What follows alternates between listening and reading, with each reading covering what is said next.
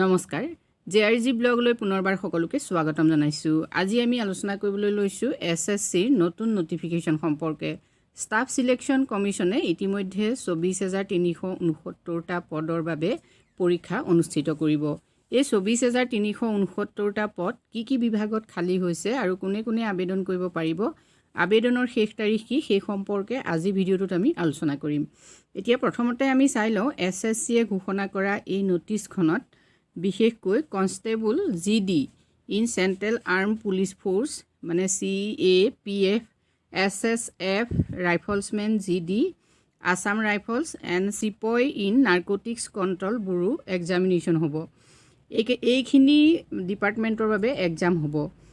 Online application start হৈছে 27/10/2022 পৰা, অৰ্থাৎ 27 অক্টোবৰৰ পৰা অনলাইন প্ৰচেছ আৰম্ভ হৈছে আৰু লাষ্ট ডেট হ'ল 30/11/2022। Last date and time for generation of offline challan 30/11/2022 ভিতৰত পাবগৈ লাগিব। Last date and time for making online fees payment 1/12/2022। Last date for payment through challan during working hours of bank 1/12/22 আৰু schedule of computer based examination January 2023।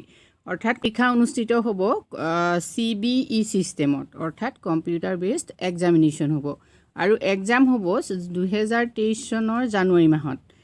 এতিয়া যিখিনি ইয়াত পদ আছে বিশেষকৈ পুৰুষ মহিলা সকলোৱে এই পদবোৰৰ বাবে আবেদন কৰিব পাৰিব।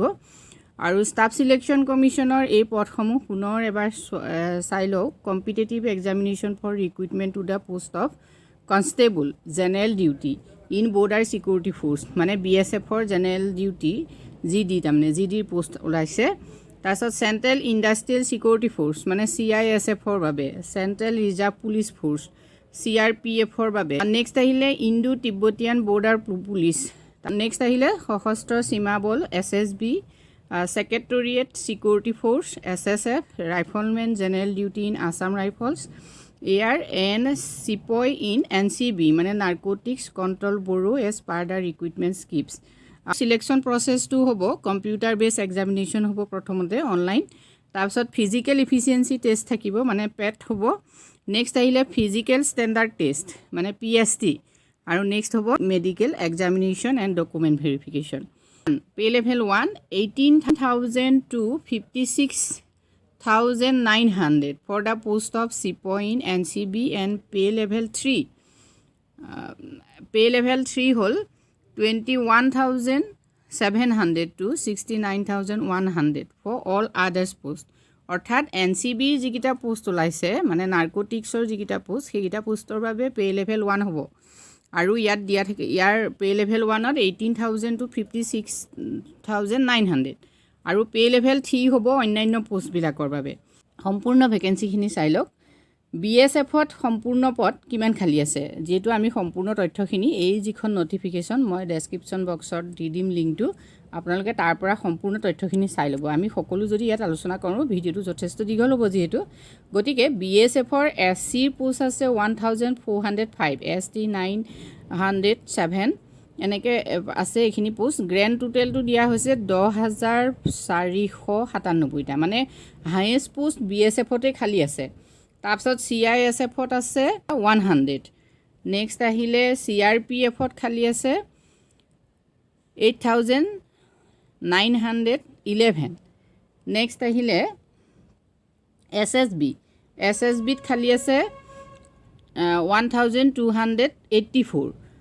অল টোটেল পোষ্ট খালী আছে 24,369। গতিকে যথেষ্ট পোষ্ট খালী আছে। গতিকে আপোনালোকে যদি এই পদসমূহৰ বাবে এপ্লাই কৰিম বুলি ভাবিছে অতি সোনকালে এপ্লাই কৰিব পাৰে। এজ লিমিটটো চাই লওক, যিহেতু এজ লিমিট চবতছে গুৰুত্বপূৰ্ণ। এজ লিমিট হ'ল 18 to 23 years, অৰ্থাৎ 18 বছৰৰ পৰা 23 বছৰৰ ভিতৰত যদি আপোনাৰ বয়স হয় তেতিয়াহ'লে আপুনি এই পদসমূহৰ বাবে এপ্লাই কৰিব পাৰিব।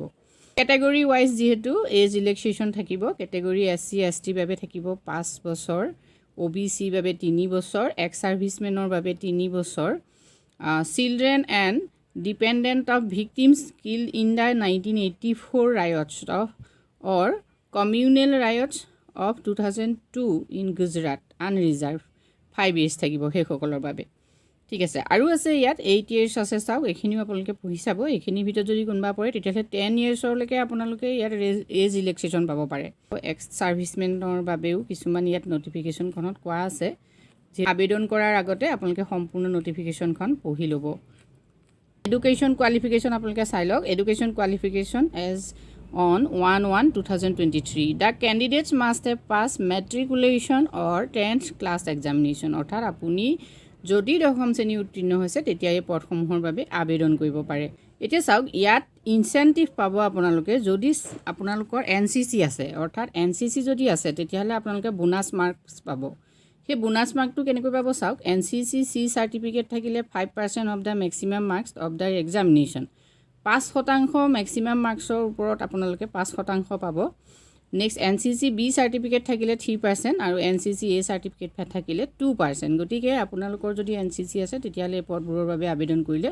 অতি সহজে চাকৰি পোৱাটো নিশ্চিত নেক্সট আপোনালোকে কোড এপ্লাই কৰিব হেতু চাওক হাউ টু এপ্লাই কেনেকৈ এপ্লাই কৰিব যেহেতু এপ্লিকেশন মোড হল অনলাইন গতিকে আপোনালোকে SSC যেটো ওয়েবসাইট মানে https://ssc.nic.in এই ওয়েবসাইটত গৈ আপোনালোকে এপ্লাই কৰিব পাৰিব ওয়েবসাইটৰ লিংক মই দি দিম তাত গৈ আপোনালোকে এপ্লাই কৰিব পাৰিব এপ্লিকেশন ফিজটো চাওক fees payable at 100 rupees only আপন এপ্লিকেশন ফিজ হল 100 টকা আৰু ওমেন ক্যান্ডিডেটছৰ বাবে বা শিডিউল কাষ্ট শিডিউল ট্ৰাইবস এক্স সাৰ্ভিসমেন এইবিলাকৰ বাবে এপ্লিকেশন ফিজ আসলতে নাই গতিকে আৰু এক্সামিনেশ্যন চেণ্টাৰখিনি আপোনালোকে চাই ল'ব ৰিজন ওয়াইজ যেহেতু বেলেগ বেলেগ ঠাইত হ'ব গতিকে ইয়াত আপোনালোকে এক্সামিনেশ্যন চেণ্টাৰটো চাই ল'ব কোড আপোনালোকে দিব পাৰিব এটা নৰ্থ ইষ্টাৰ্ণ ৰিজন আপোনালোকে চাওক নৰ্থ ইষ্টাৰ্ণ ৰিজনত আছে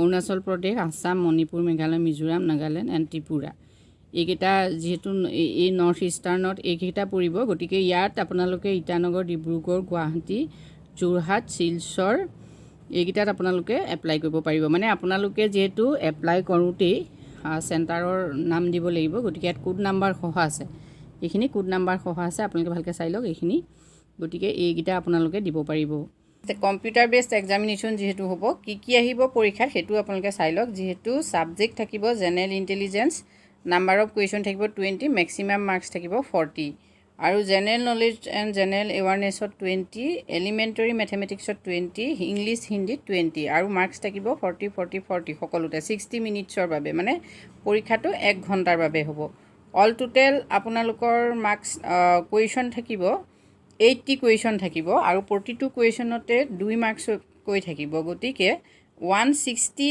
মাৰ্কসৰ পৰীক্ষা অনুষ্ঠিত হ'ব যদি আপোনালোকে এই পৰীক্ষাত অৱতীৰ্ণ হ'ম বুলি ভাবিছে তেতিয়াহলে সম্পূৰ্ণ নটিফিকেশনখন প্ৰথমে পঢ়ি লওক আৰু তাৰ পিছত এপ্লাই কৰক আৰু তাৰ পিছত পৰীক্ষাৰ বাবে প্ৰিপাৰেচন চলাওক আজিলৈ ইমানেই ধন্যবাদ